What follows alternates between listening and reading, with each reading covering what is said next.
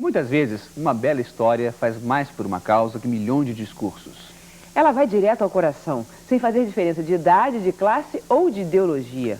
A história O Homem que Plantava Árvores, que você vai ver agora, é um verdadeiro manifesto, cheio de poesia em defesa do meio ambiente. O Homem que Plantava Árvores. Distribuição Sinapse.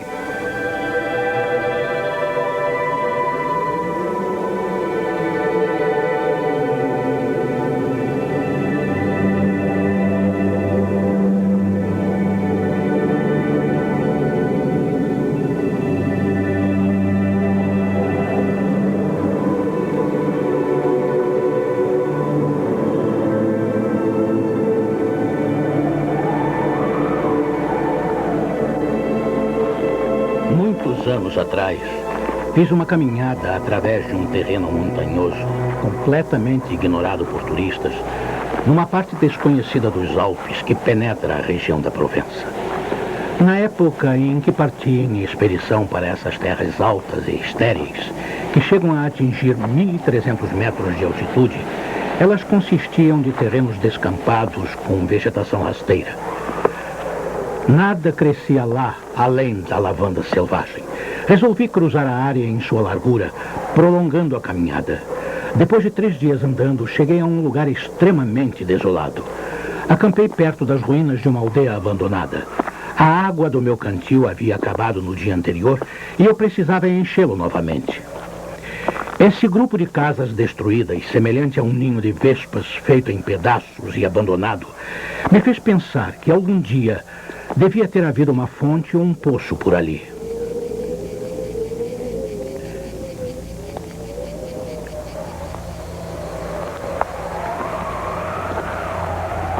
Encontrei uma fonte, mas ela estava seca. A meia dúzia de casas sem telhado, castigadas pelo vento e pela chuva, e a pequena capela com a torre do sino derrubada, erguiam-se como as casas e as capelas de aldeias povoadas. Mas toda a vida havia abandonado esse lugar. Era um bonito e ensolarado dia de junho, mas naquelas altitudes descampadas, o vento era insuportavelmente forte. Ele uivava e rugia através das ruínas como um animal incomodado durante a refeição. Tive de desfazer o acampamento e sair de lá.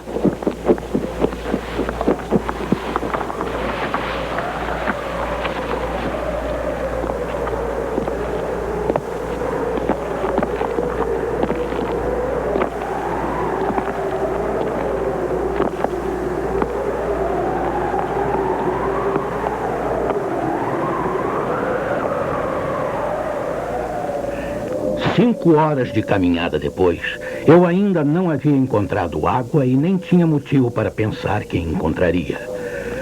Por toda a parte, a mesma seca imperava. A mesma grama ressecada crescia.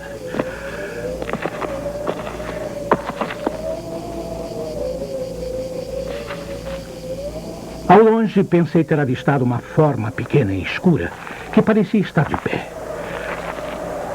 Achei que fosse um tronco de árvore. Com poucas esperanças, caminhei em direção a ela.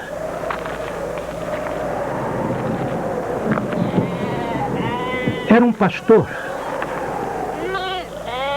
Cerca de 30 ovelhas descansavam perto dele, deitadas no solo quente. Ele me ofereceu água de sua cabaça e um pouco depois levou-me ao seu abrigo de ovelhas numa reentrância do platô.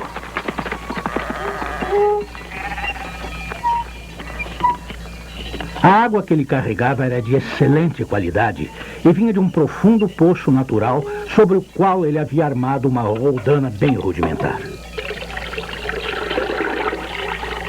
O homem não falava muito. Os solitários são assim. Mas eu sentia sua segurança e sua confiança. Contudo, isso me pareceu incomum em uma terra tão inóspita. Ele não morava na cabana de pastor, e sim numa casa de pedra.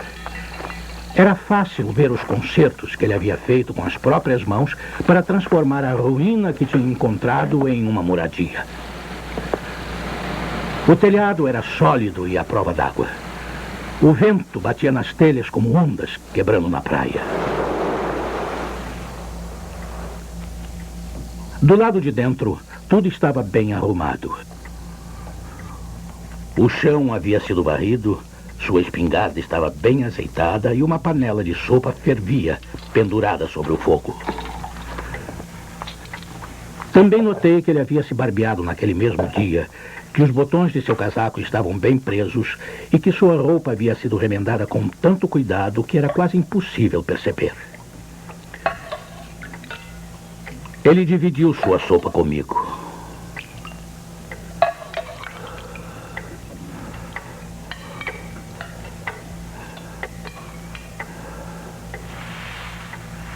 E depois, eu lhe ofereci um pouco do tabaco que trazia numa bolsa, mas ele não fumava.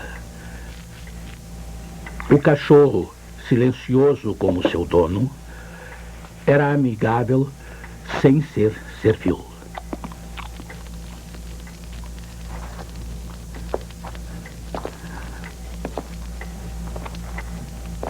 Nós concordamos que eu passaria a noite lá.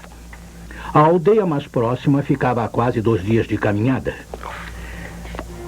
Eu sabia bem que havia poucas cidadezinhas na região. Eram 4 ou 5 aldeias, distantes umas das outras, espalhadas pelas encostas dessas terras altas, escondidas em bosques de carvalho localizados além de qualquer estrada. Elas eram habitadas por carvoeiros. Em lugares assim, a vida é muito difícil. A tolerância dessas famílias, que são forçadas a morar junto umas das outras, em um clima tão severo no verão quanto no inverno, se esvai com facilidade e a solidão aumenta a sua insatisfação. Sua ambição cega torna-se monstruosa por causa do eterno desejo de escapar de seu destino. Os homens levam seu carvão para a cidade e retornam em seguida. Até as personalidades mais fortes se desesperam nessa sucessão de esperança e decepção. Entre as mulheres reinam a inveja e as disputas. Para tudo há competição, desde quem vende mais carvão até quem pega o melhor lugar na igreja. Suas virtudes estão eternamente em conflito e seus vícios são uns maiores do que os outros, para não falar da briga geral entre vícios e virtudes. E não há trégua. Além disso, o vento, que também não descansa, perturba os nervos. Ocorrem epidemias de suicídio e muitos casos de loucura, quase sempre envolvendo assassinatos.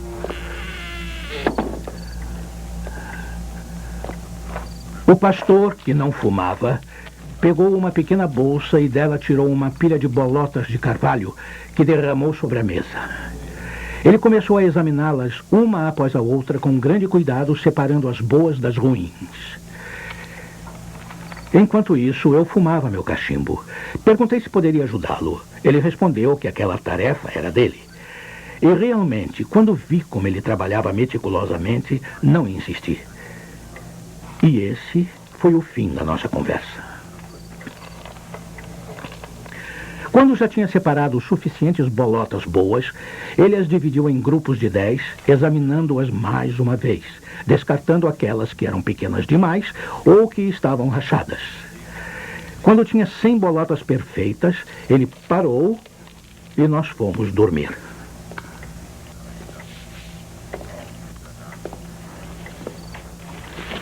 Só de estar perto desse homem, eu me sentia em paz. Na manhã seguinte, pedi permissão para descansar em sua casa por mais um dia. Ele achou o pedido natural, ou talvez eu achasse que nada poderia perturbá-lo. Um dia de descanso não era totalmente necessário para mim, mas eu estava intrigado e queria saber mais sobre ele.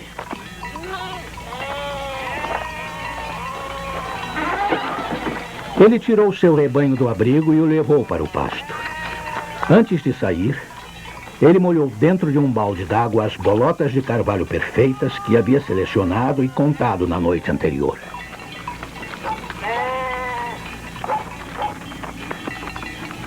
Percebi que seu cajado era, na verdade, uma barra de ferro tão grossa quanto um polegar e com mais ou menos 1,5 metros de comprimento.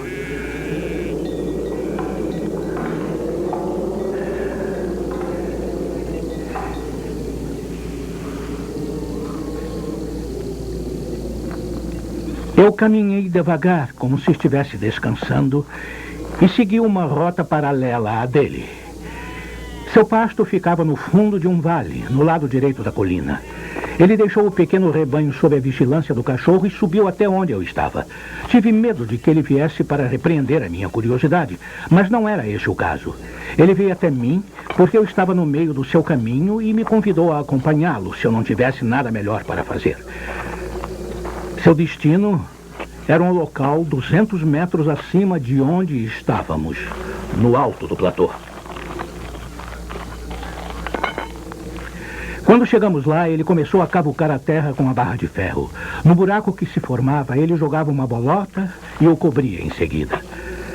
Ele estava plantando carvalhos. Perguntei se aquele terreno pertencia a ele. Ele respondeu que não. E será que sabia a quem pertencia? Não. Ele achava que eram terras públicas, ou que talvez pertencessem a pessoas que não as utilizavam. Ele não estava interessado nos donos da terra. E continuou a plantar suas 100 bolotas com grande cuidado.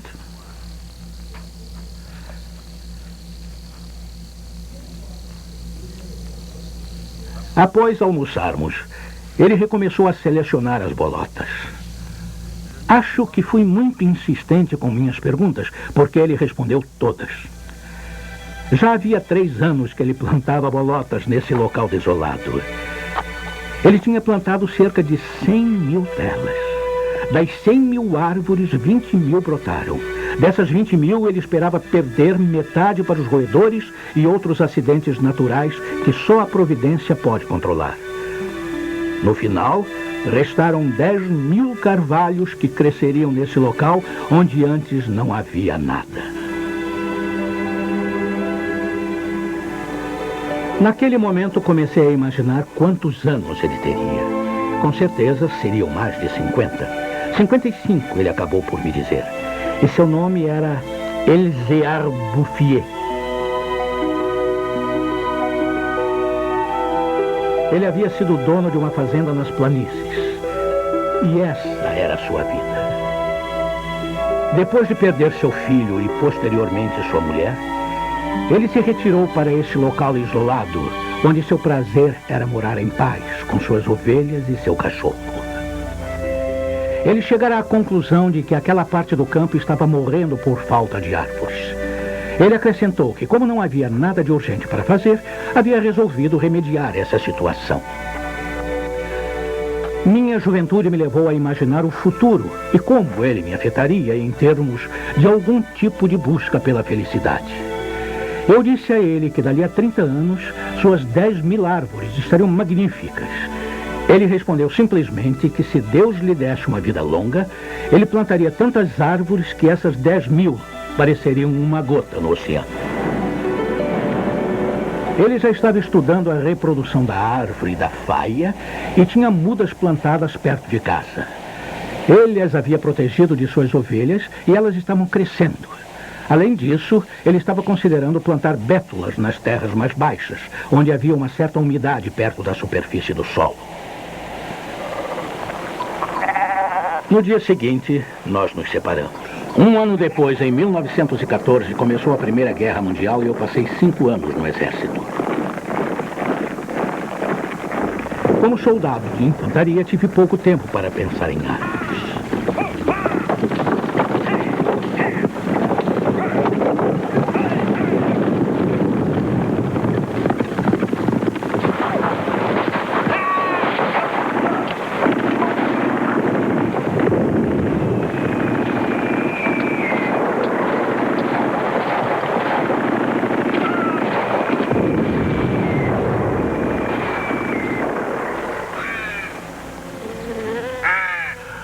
Ao voltar da guerra, eu tinha em minhas mãos uma quantia de dinheiro mínima que havia recebido como soldo no exército e no meu peito uma vontade imensa de respirar ar puro. Eu não tinha nenhum outro plano ao tomar o caminho que levava àquela terra deserta. Pouco havia mudado. Só que depois da aldeia em ruínas, eu vi à distância uma espécie de névoa esverdeada que cobria as terras